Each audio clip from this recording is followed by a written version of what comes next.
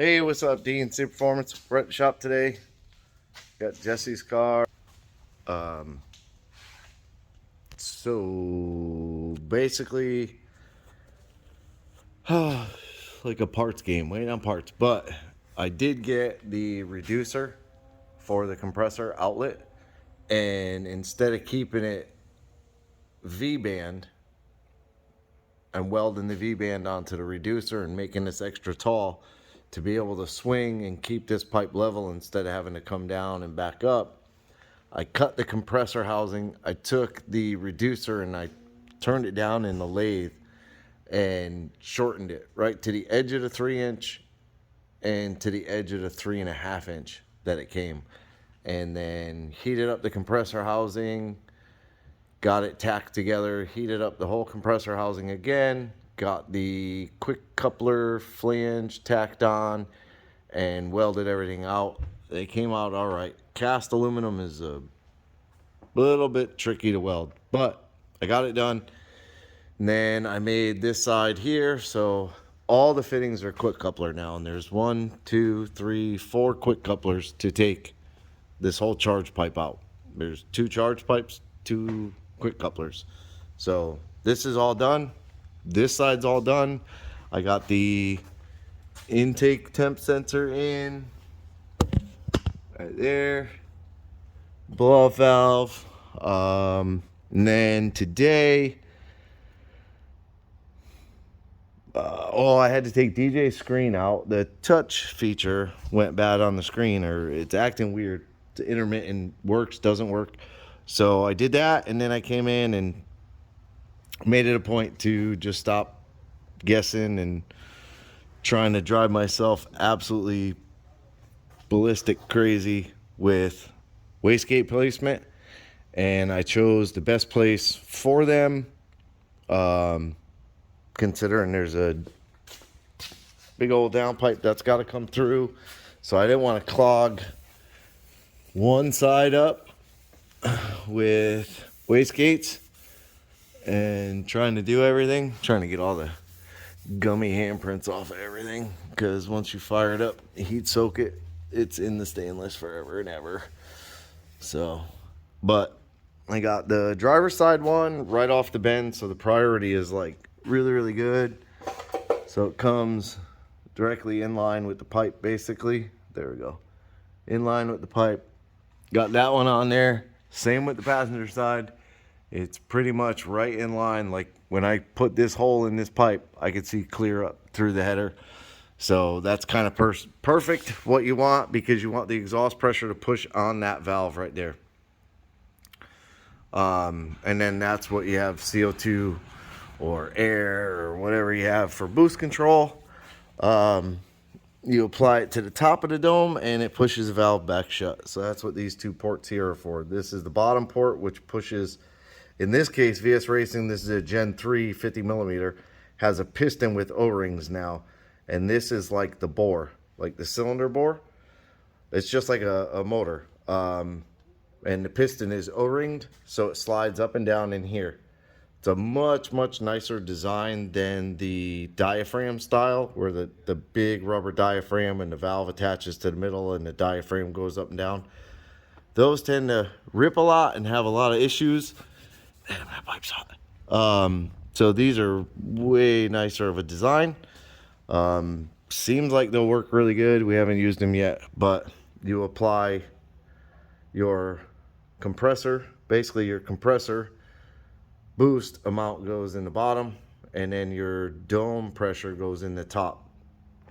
On the Holley system, you have a dome pressure sensor, so VS gives you 2 of each port. There's a port here and a port here, port here and a port here. That one has a cap. This one will probably get the dome pressure sensor, or I will cap it and use the map signal, which I think was the plan on this one, to use the map signal on this.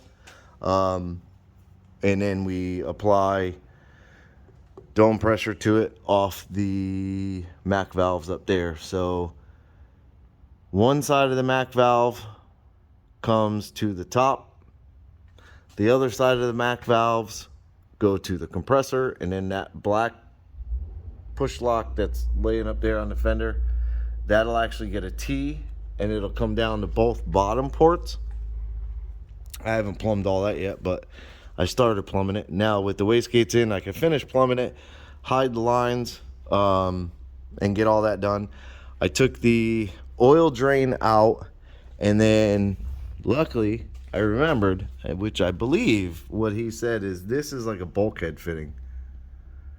That fitting there, so it's a straight thread and there's a nut on the inside, and you can kind of see it's been leaking a little over the years, or year, or however long he's had this set up like this.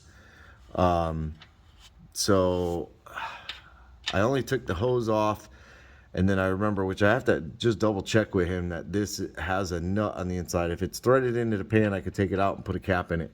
If it's not, then I'm gonna have to figure out how to keep it from leaking, for one, and then capping it off, and it basically has to stay in there. I took the old braided feed off, and I got the dash 4 in there. So I have the 4 line coming. I think it'll be here tomorrow, so I'll be able to throw the feed in. I think what I'm gonna do is come off here with a 90 and go behind the motor. Oh, it's missing a bell housing bolt. Would you look at that? It's missing a bell housing bolt. So I'm gonna go behind the motor, across and over to the turbo. The drain, I drilled and tapped in the front of the cover. There's no way for me to get in the side of the pan, and if I did it in the side of the pan, I would have had to come somehow closer to the exhaust, which I don't like to do with an oil drain. So I drilled and tapped the front on an angle to keep it away from the pulley. I put, be honest, that is a brass plumbing fitting, but 10AN works on the brass plumbing fitting. 45 and goes up, and I made the other end of it with another 45, and I can adjust it. I just zip tied it to keep it up out of the way. So I gotta make, where are you? I gotta make the plate with the fitting on there, but that should be good. And then I took heat sleeve, put it on there, heat shrunk it on that end. I didn't have another big piece of heat shrink, so I zip tied it on this end, more or less, because you won't see this one so much from the top of the car. That one you'll see when you look down. So that's done.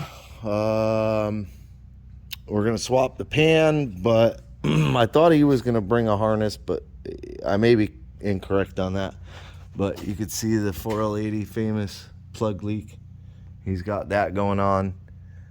I did finally connect the main battery cable, put all the fuses and relays back in the box. The dome light works. You turn the lights on, they work. The passenger side headlight don't work, but the driver's side headlight works. I didn't check any of the backlights or nothing like that.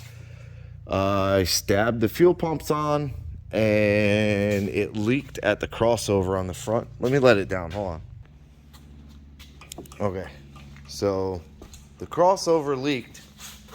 It was spraying out of this side here, which was this short fitting, which this is the hose that comes with the intake and the rails, and you can see it's pretty much beat up on this end over here, which this is the end that leaked.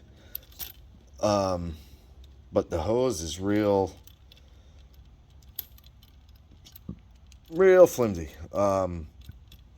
So I grabbed a piece of Teflon 8AN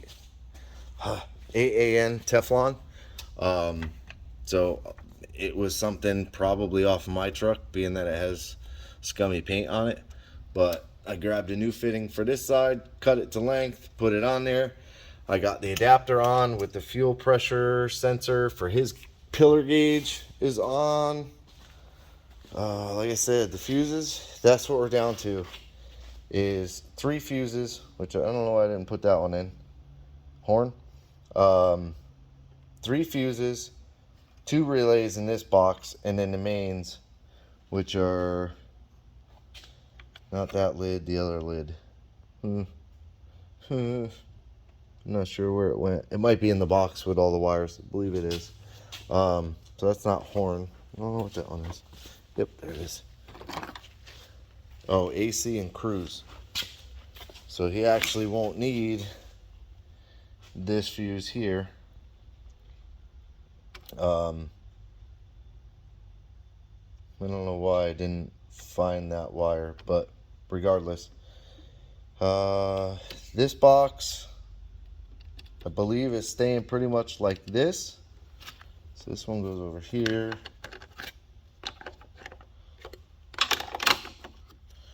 Yep. Just throw shit everywhere. That one goes there. This one goes here. So horn, air pump. We don't need an air pump. Cooling fan, transmission control, battery, ABS. Oh, so the transmission control I deep-end. That's the second one there. The ABS is gone. PCM battery, which I believe is one of these orange ones, was the PCM battery. Then fuel pump. I don't know why I kept the fuel pump in there. Air pump. We don't need an air pump. Horn. And I'm not sure what the LH, DLP, DR, left hand, right hand, headlamp. I don't know. But both of those are missing the pin. And those aren't ones I took out. So I haven't taken any out of this box. So I'm not really sure why those two are missing. But I still got to go through this box and find what the rest of that pile down there goes to, plus go through the inside box. But now I got power to everything. So, and there's no fire, which is good. Mac valves in. This is the hose. I got to cut it, but I got the fitting in the compressor right there. I got the 4 for the feed up here. I got the silicone couplers coming, so I'll be able to tie that up. All the little pieces that are coming that'll allow me to finish pretty much everything. I got the Deutsch connector, which I ran over to the inputs and outputs. And this is the 12 volt lead for these, which I'm going to take off of this power connector. You get the red is 12 volt, the 5 is 5 volt. I mean the orange. Oy, oy, oy. The orange is 5 volt. Black with a white is signal ground, like a center ground, and then this other black is like a standard battery ground, just a regular ground.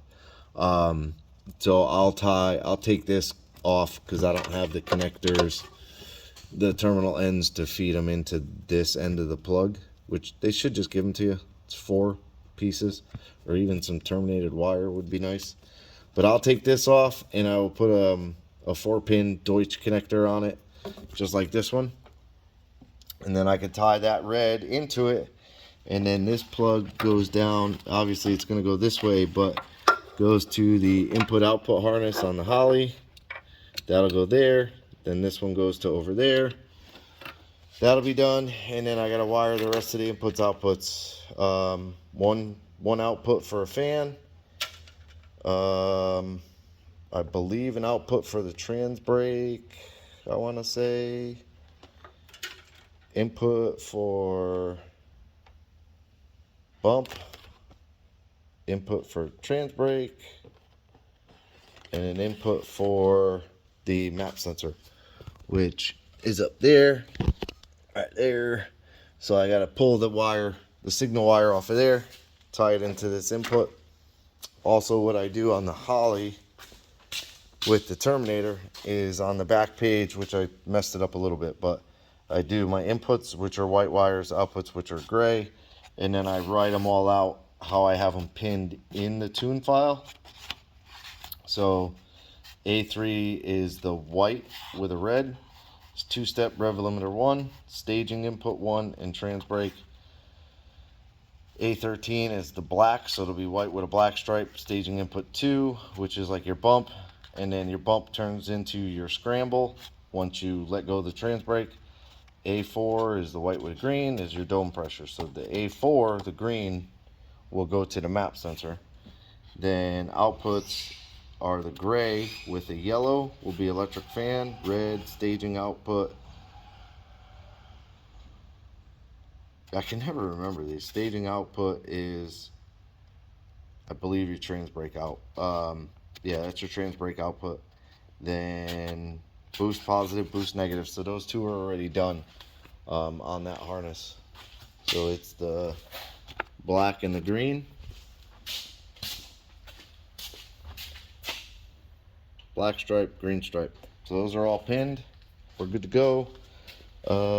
This one here goes down to the top of the wastegates.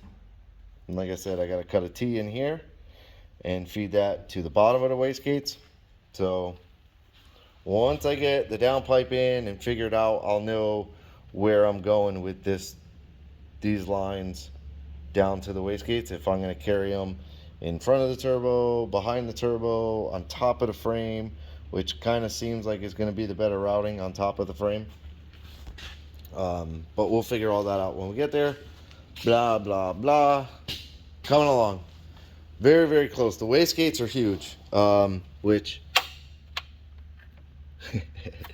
I missed a little spot right there. I ain't trying to hide. Missed a little length there because I did all this from underneath. And then I think I missed, yeah, tiny little pot right there. So I'll get those before I leave today. And then I'm out of here. So for now, that's the update on the Camaro, Turbo Camaro. I'm going to be working tomorrow. So I'm going to try and get the downpipe pretty much situated. I got to put 2 bungs in it, one for his pillar air fuel and one for the Holly air fuel. Would you look at that? So I got them right here.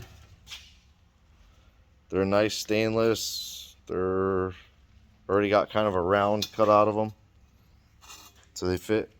Well, they fit really good. And then they also come with caps, which neither one of these caps will be used. So I'll get those put in. I'll clean up a bunch because I need to clean up. And then I got to start getting ready to drive the Escalade because 2016 Traverses are piles of shit apparently. So that's it for this one. I appreciate you watching. Like, subscribe, leave a comment. Have a good day.